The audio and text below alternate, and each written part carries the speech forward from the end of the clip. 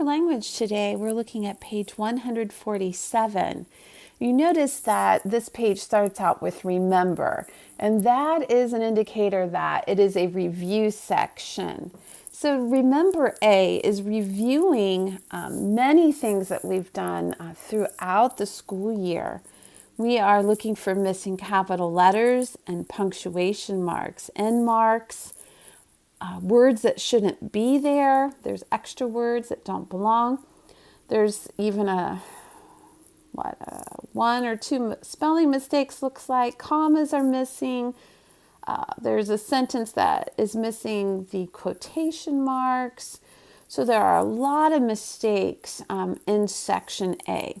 So if you haven't done section A, I really do want you to just pause the video right now, and I want you to attempt to do these 10 sentences on your own. You are going to find a minimum of 2 mistakes in every sentences. Some sentences have, there's one that has like 9 mistakes. So anywhere from 2 to 9 mistakes in some of these sentences. So I want you to go ahead and pause the video and try these sentences on your own. Then I want you to go ahead and come back and we'll go over them together and help you out. See if you were able to catch all of their mistakes. Also, we're reviewing how to use these proofreader marks. They'll come in very handy as you start doing more writing. Okay, so this section you guys have already tried to do on your own, and let's go over find the mistakes. In sentence 1, what a nice Sunday dinner it was. This is an exclamatory sentence, so it's missing the exclamation point at the end, and it's also missing 2 capital letters. My marker is really thick, and I just have to apologize. It's going to be hard for that to show up. Have to look for something a little finer maybe to help us here. Number 2, my cousin goes to camp each summer. This one's really simple. They were trying to trick you a little bit. Obviously, it's a missing capital letter at the beginning of the sentence. They threw in the word summer, seeing if you remembered the rule that the seasons of the year are not capitalized. So don't do that. And you would be doing these little insert marks. Again, my marker is kind of big. It's kind of hard to do that. But if those of you who remembered, good job. Number 3, John and Anne ride the same bus to school. This sentence has several mistakes. It's a declarative sentence, so it just gets a period at the end. We'll take care of that. Capital letter on John. I needs to be capitalized there. It had something that needed to be deleted. So it has the word and here that doesn't belong. So you just kind of do a line through it with a loop at the top. Just saying, cut that out. That word shouldn't be there. It should be John and I ride the same bus to school. So. Number 4, Dad and I are going camping one weekend in September. Okay, telling sentence, period at the end. Missing capital letters. Dad, first word of the sentence. I used by itself. And the S in September because it's a month of the year.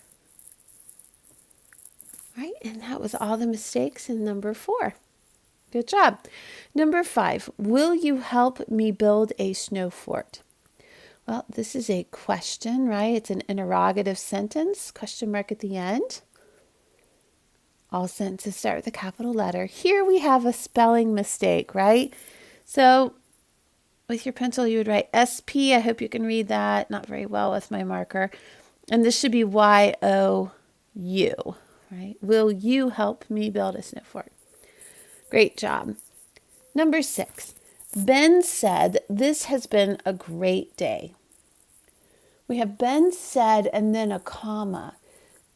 That should, alarms, bells, flags, things should be going off inside your head. Hey, that looks like a direct quotation. Because, right? Ben said, and especially with that comma right there.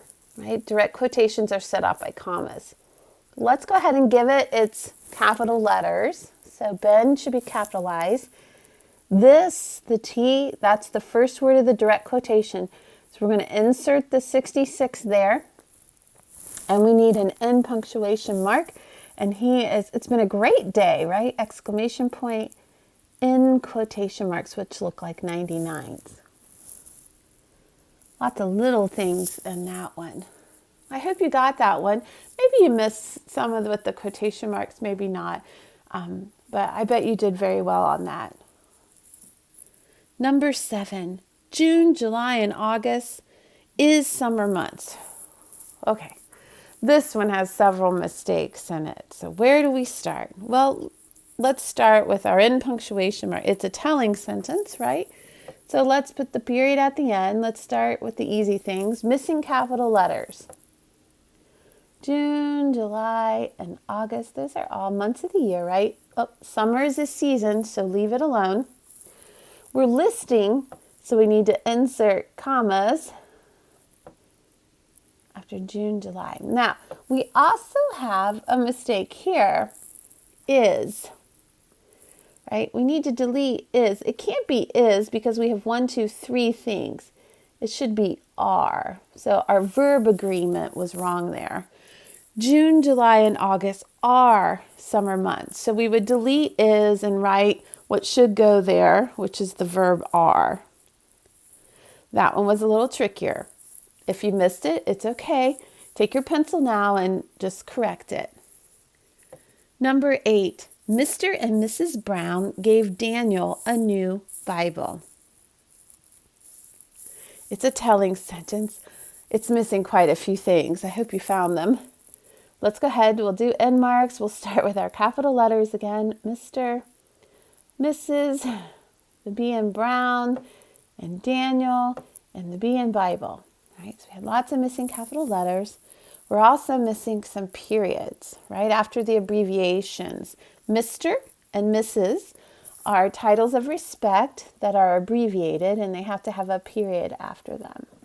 All right, good job. Lots of little details. Number 9.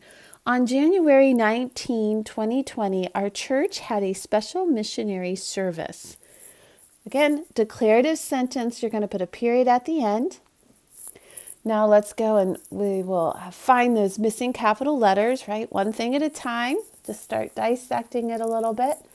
So we have the O and on, J in January.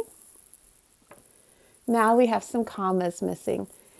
We have a date in the sentence and it's in the middle. So we have to put a comma between the number of the day and the number of the year.